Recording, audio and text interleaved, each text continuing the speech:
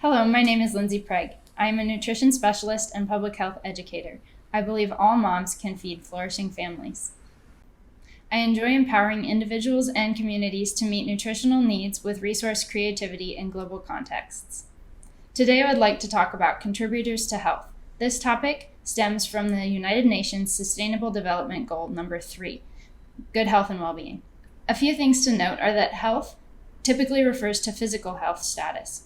Wellness refers to good health, and well-being considers the whole person by including categories such as social, mental, environmental, financial, emotional, and spiritual health. Today, I will be focusing on how access to medical services, water, nutrition, education, and income play major roles in overall health. Access to health services is affected by many things, and when people cannot access the care they need, their health is poorly affected. Issues with access to care can lead to sickness getting worse without treatment, preventable diseases not being prevented, and emergencies not being addressed in time. Time affects people's access to health care. For example, mothers often cannot go to a health facility when they have kids at home that they cannot leave for a long time. In some locations, there is only one health professional in the area, so moms cannot wait all day for their turn. Another example of how time affects access to care is in emergency situations. Care is needed as soon as possible, but if it takes too long to get to a hospital, the outcomes could be bad. Clinics may be closer, but if an emergency happens at night, the clinics might be closed. Living close to care is important to having access to care needed so that care can be received at the time it is needed. Money is important in having access to medical care. Transportation to get to a doctor costs money, so those funds have to be available. Once at the doctor, people cannot always pay for the care they need. If patients can pay for initial care, they may be referred to another doctor.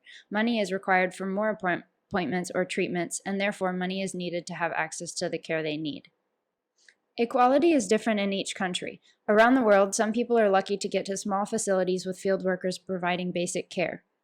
Other people can easily attend big facilities run by licensed professionals that have many testing and treatment options.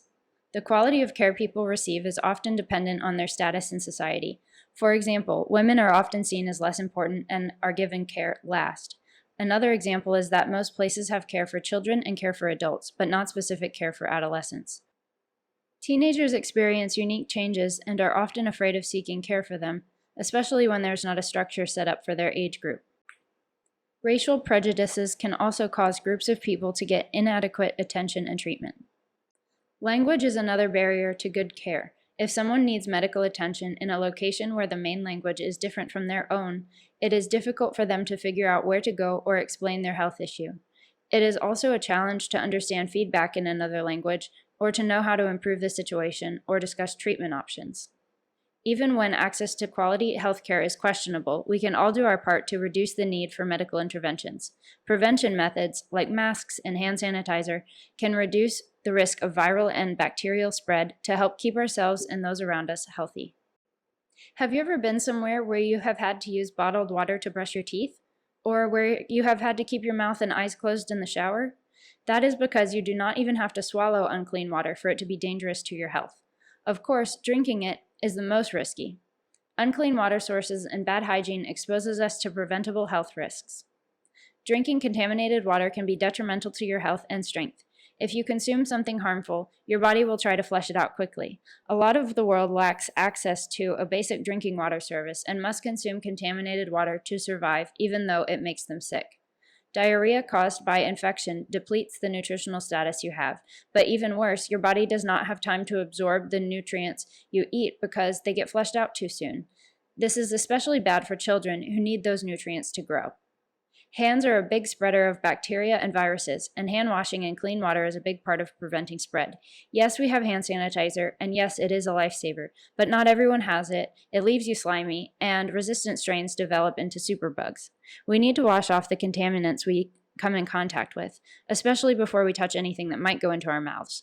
Having access to running water and using it to wash our hands before cooking or eating and after using the bathroom is a game changer in keeping us healthy and preventing infection. Clean water standards exist but are not implemented everywhere. They need to be so that no one gets contaminated water. The public health workforce is on a mission to improve sources around the world, yet many regions do not even have one source of clean water. While public health professionals make policies and strive to meet needs, everyone can dispose of waste properly to keep contaminants out of water people might use. This includes using the restroom in the proper places and disposing of food and packaging properly. I will be using the terms nutrients and nutritional status a lot, so they are on the slide for your reference. Nutrition can affect health in ways you may not have heard. As I mentioned earlier, people have trouble absorbing nutrients due to infection. They can also have trouble absorbing nutrients because of pesticides on fruits and vegetables that are meant to be a poison for weeds. This is why washing produce well is important. Many people do not eat enough of each nutrient for various reasons. Some people cannot afford hardly anything to put into their bellies, much less nourishing foods. People all over the world who can buy enough food to feel full still cannot afford good quality foods. There are places called food deserts where nutritious foods are not available either because stores do not have them or because places sell them at prices higher than much of the population can afford. This term especially refers to fruits and vegetables.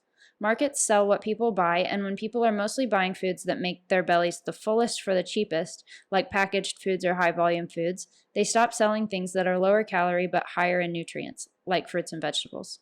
This issue leads to what we call a double burden, where because of their diet, people are burdened at the same time by both obesity and being starving for nutrients and minerals. A lot of other factors other than food can affect people's nutritional status. A mother's nutritional status depends on how old she is when she becomes pregnant for the first time. If she is still young and growing, her body requires more nutrients for that growth, but then she needs even more nutrients to supply her growing baby. The number of times a mother is pregnant also affects her nutritional status. Pregnancy requires so many nutrients that draw from the mother's own stores. Therefore, she must replenish her nutrient status to be able to provide for herself and more babies.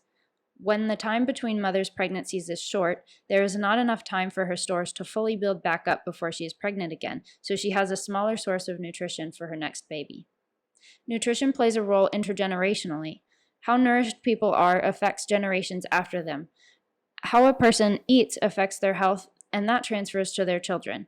Infants' lives are affected by the amount of protein, carbohydrates, fats, vitamins, and minerals that they receive before and after birth. Children's mental and physical development depends on nutrients from their mother's body during pregnancy.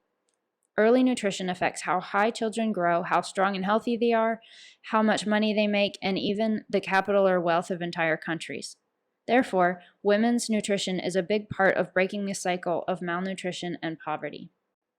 Education, like all of the factors we have talked about, impacts health and health impacts it. Access to education is not the same for everyone. In some areas, there may be many excellent choices. In others, there's no instruction available.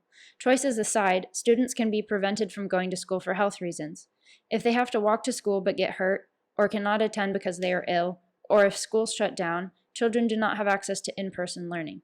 School has to be taught online sometimes, say to prevent the spread of global pandemics, but not all students have access to resources that help them learn.